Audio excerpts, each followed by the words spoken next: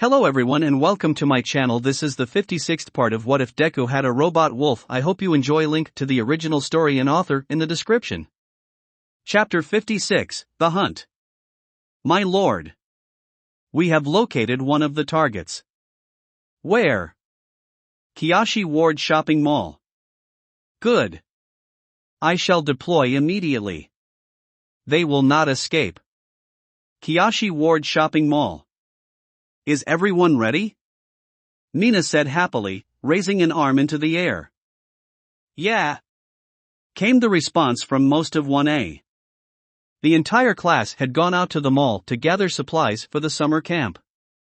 Whilst they were all also planning on visiting I Island during the I Expo, only a few of them were going to be attending the preview event. But they wouldn't be needing much for that event, so camp supplies it was. The only ones who weren't there were Chiharu and Mei since they were out on their date. So, does everyone have lists of everything they need? Momo asked with a smile. There were a few nods and yes from the class. Great. Momo said. Well then, I hope you all have fun. We'll catch up in 2 hours in the food court. The 20 students soon parted and went their separate ways.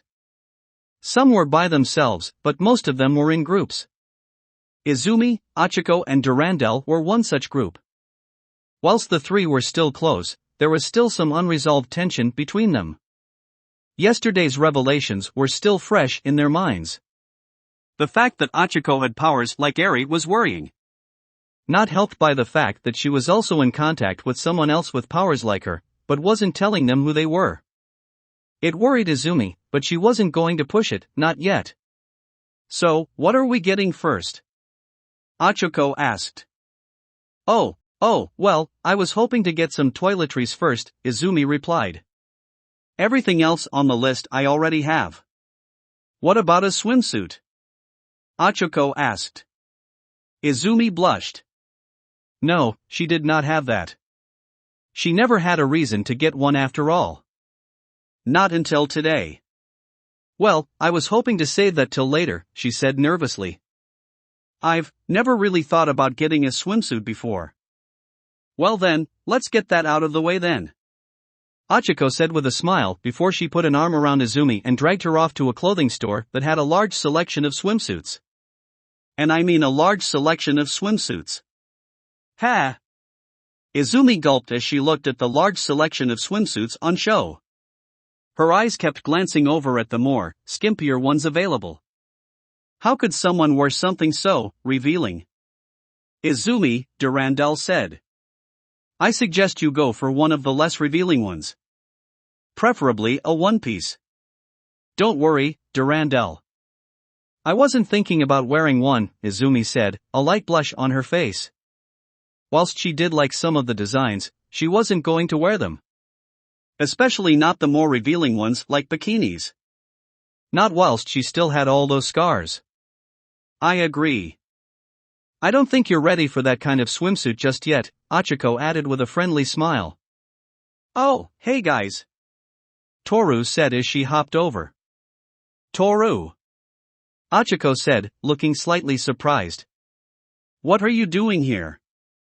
I'm here with Tsu, Himiko and Mina looking for swimsuits, Toru replied. Is that why you two are here as well? Yeah, Izumi said nervously. I've never had a swimsuit before, so this is a new experience for me. Is that Izumi out there? Mina asked from within one of the changing rooms. Yep. Toru chirped. It's her first time buying a swimsuit. Really? Mina gasped, poking her head out between the curtains. Well, that can't stand. Once I'm done here, I'll help you pick out a swimsuit. You already have a swimsuit selected? Achiko asked, looking surprised. Yep, Mina replied with a smile. I saw this really cute leopard print swimsuit and I just had to try it on. Didn't you already buy a swimsuit the last time we went shopping? Izumi asked. You can't have too many swimsuits, Mina said with a smile. She means she accidentally melted it with her acid, Toru said. Hey! Mina said with an annoyed look on her face. Call it revenge for melting mine as well, Toru said, probably with a smirk. Mina pouted before she retreated back into the changing room. The other two rooms were also occupied, probably by Tsu and Himiko. Guess she'll just have to leave and do other things and come back to try on swimsuits later. Oh no you don't, Achiko said as she stopped Izumi from leaving. We are getting you a swimsuit now. Well, I think that's a great idea. Himiko said as she walked out of the changing room she was in, as did Tsu.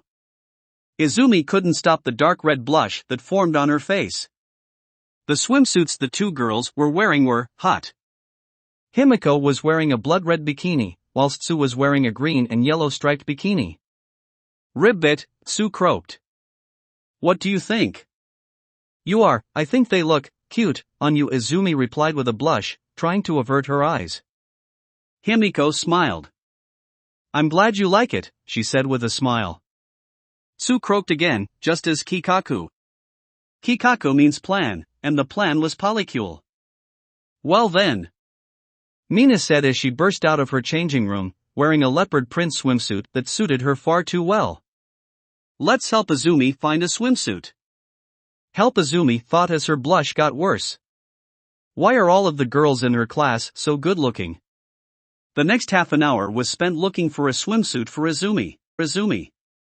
Not easy when 3 of the girls were wearing swimsuits, or when the 2 other people who weren't wearing swimsuits found ones that they wanted to try on. Achiko was wearing a green, orange, and yellow patent bikini with an orange fabric belt. Toru meanwhile was wearing a light blue bikini with blue wristbands. Izumi's blush went atomic at the sight of Achiko and the swimsuit she was wearing. She looked hot in that swimsuit. Oh, I think she likes it, Mina said with a smirk. Izumi was struggling to maintain her composure. She didn't want to agree with Mina, but if she did that she would be lying. Achiko looked oh so very good in that swimsuit. So, Achiko said with a slight blush. What do you think, Izumi? Hot, Izumi blurted out before she covered her mouth, her face a deep red. Mina's smirk grew larger. Oh yeah, she likes it. Hey, Izumi, Tsu said as she walked over.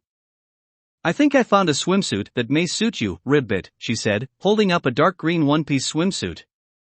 Izumi was quick to tear her eyes away from Achiko, as much as she didn't want to, and looked at the swimsuit.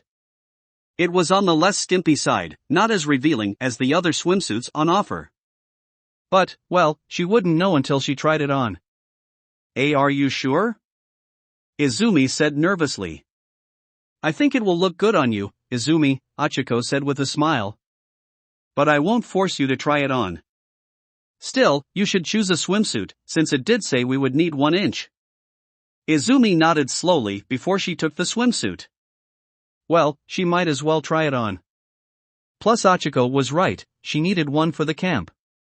Taking the swimsuit she proceeded into one of the changing rooms. She slipped out of her clothing and into the swimsuit. It was surprisingly comfortable to wear, and it fit her body nicely, plus, since it was a one-piece swimsuit, it covered a good amount of her chest. Good, no one would be able to see the scars. Not that any of her friends haven't already seen them. She had heard them whispering about them in the changing room. She couldn't really blame them, they weren't easy to hide. She was just glad that they never brought them up, they were still an uncomfortable subject to talk about. Hey Izumi, Achiko said. Are you still changing? No, Izumi replied. I've actually finished. Then what are you waiting for? Mina asked. Come out and show us. Izumi gulped and nervously walked towards the changing room curtain and opened it, revealing herself to the other girls. The 5 girls' eyes widened at the sight of Izumi wearing a swimsuit. The green swimsuit matched her hair and eyes perfectly. It looked good on her. They were all thinking the same thing. Cute. Izumi shuffled nervously. Well. What do you think? Cute. Was the immediate response from the 5 girls. Izumi's eyes went black. CCC cute. Izumi, you've always been cute, Nina said with a smile. This just makes you look even cuter. It does. Izumi stuttered out. Achiko nodded. Yep. It looks good on you. Why you really think I look so cute in this, Izumi said, shuffling nervously. Izumi, we're all cute, Himiko said with a smirk. We're not the only ones with the monopoly on cuteness. I very much remember you calling me a cute, adorable frog, Su said, smiling slightly. You, in turn, are a cute, adorable human with fluffy hair. Why wouldn't you be cute? Izumi blushed, shaking slightly. Achiko had called her cute before, but that was in private. But now, she had Achiko and 4 other girls calling her cute in public. She had a limit on how much affection she could receive at one time before overloading. She had already surpassed that limit. She shot back into the changing room, closed the curtain, and quickly changed back into her normal clothing. I think that's enough for me, she said nervously. Yeah, I think you're right, Mina said. Sorry if we made you a bit uncomfortable. It's okay, Izumi said. Why you didn't mean any ill will by it. Maybe you girls should get dressed back into your regular clothing, Durandal said. You're still wearing swimsuits. Oh shoot, I forgot we were still wearing them. Toru blurted before she shot into a changing room, followed by Tsu and Himiko. Izumi vacated the changing room she had been using, allowing Himiko to use it. So, Izumi, you okay with that swimsuit? Achiko asked, leaning in close. Yeah, Izumi replied with a blush, not helped by Achiko being so close to her in such a revealing outfit. It's alright. Great. Achiko beamed. We'll just let the others get changed before making our purchases. Izumi nodded before she stood off to the side and waited for the others to get changed, and totally wasn't staring at Achiko. Nope, totally not doing that. The other girls quickly got changed back into their regular clothing and paid for their purchases. Once that was done, they went their separate ways to gather the other things they needed. The next hour or so was spent gathering everything else they would need. Spare clothing, camping supplies, and a few other things. Well, that was exhausting, Izumi said as she sat down on a bench, Durandal sitting beside her. Agreed, Achiko said. There was a lot of stuff we needed to get. Still, I am surprised by how basic most of the stuff you got was. Why was that? I don't really go shopping much, Izumi replied. I tend to only go out to get hero merch. Clothing and other stuff I normally order online. So this is still very new to me. As for stuff being basic, well, that's so I don't stand out too much. Oh, Achiko said with a frown.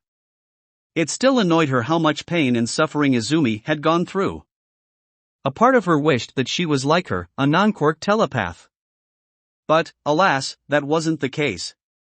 She checked, both of her parents were normal, with their powers coming from their quirks.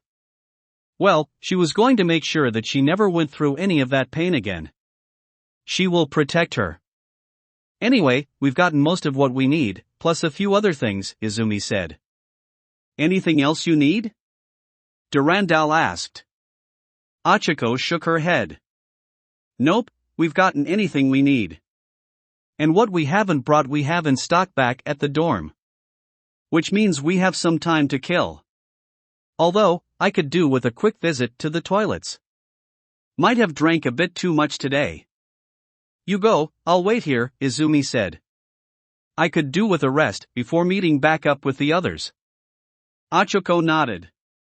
Alright then, I'll be back in a bit, she said before she rushed off towards the toilets. Izumi smiled before she laid back on the bench. A relieved sigh escaped her lips. This year had been way more chaotic than she first expected it to go. But then again, she didn't expect to be involved in several villain attacks. She just wanted to relax. Hopefully, the upcoming events she was going to were going to be fun and be in no way interrupted by a fucking villain. She just wanted to really relax. She knew Island was going to be fun. The Expo was a big event. There'll be heroes from all over the world there. She may need to get a few more notebooks. Just in case. She was also excited about the camp, even if she didn't know where it would be.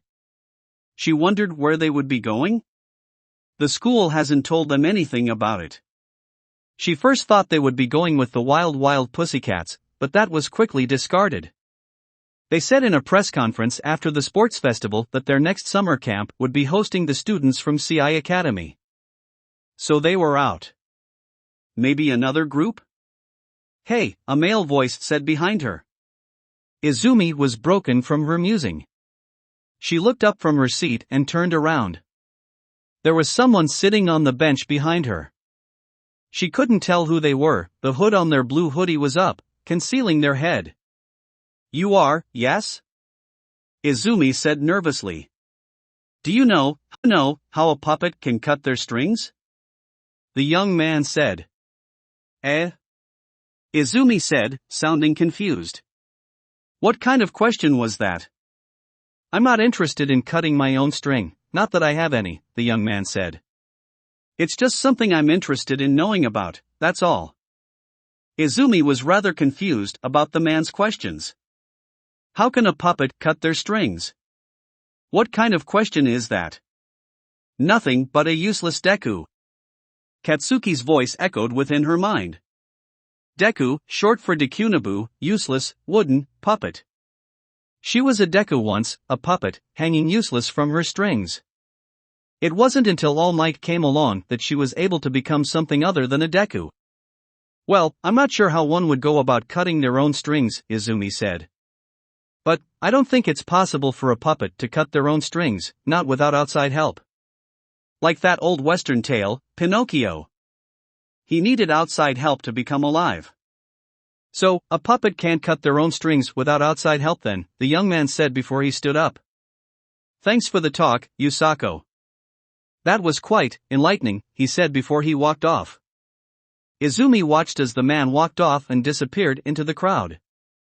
Who was that guy? He recognized who she was, but she didn't know if that was a good thing or a bad thing.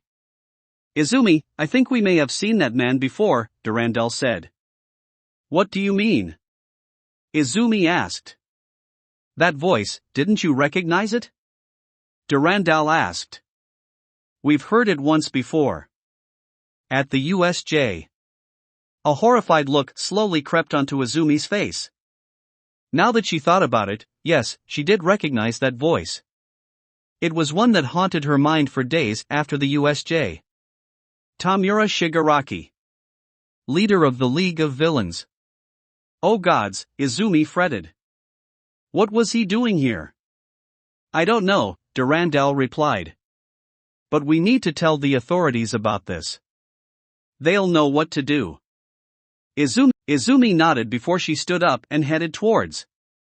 She needed to tell someone in a position of authority about this, maybe a hero or a cop. Wait, where's Achiko? Target is alone. Intercepting. Meanwhile, Achiko had just entered the girls' toilet and approached one of the toilet cubicles.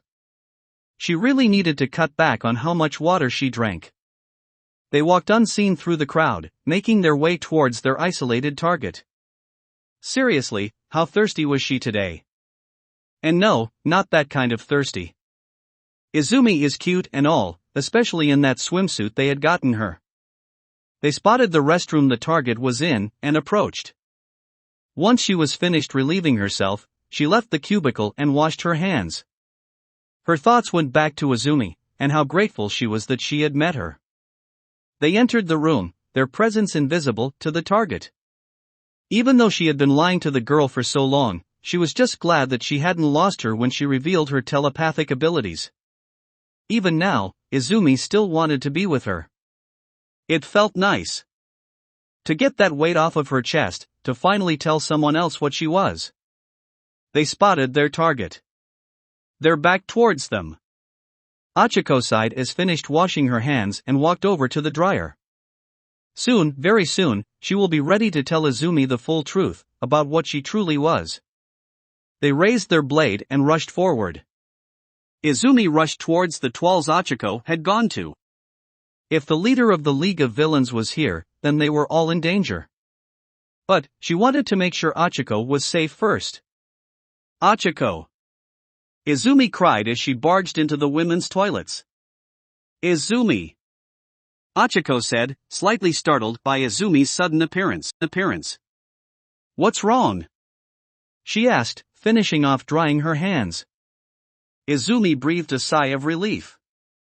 Achiko was fine. I just encountered the leader of the League of Villains.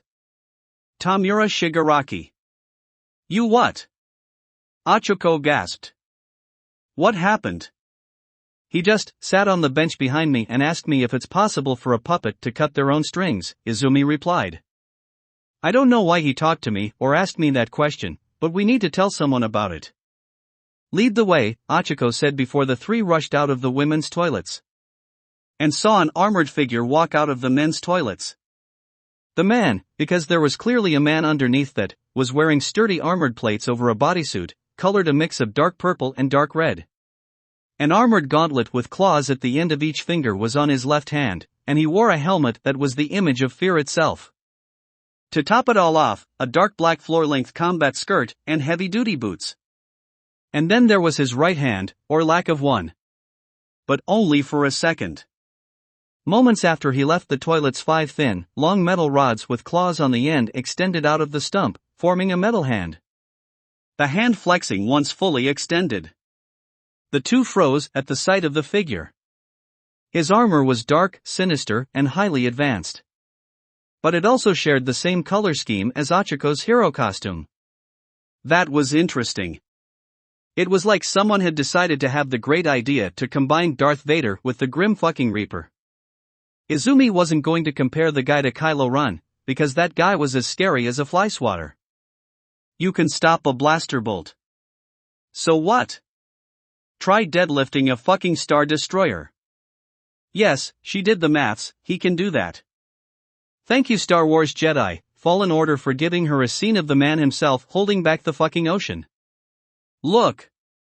She was a quirkless girl with no friends and too much free time, and unrestricted internet access for some reason, on her hands.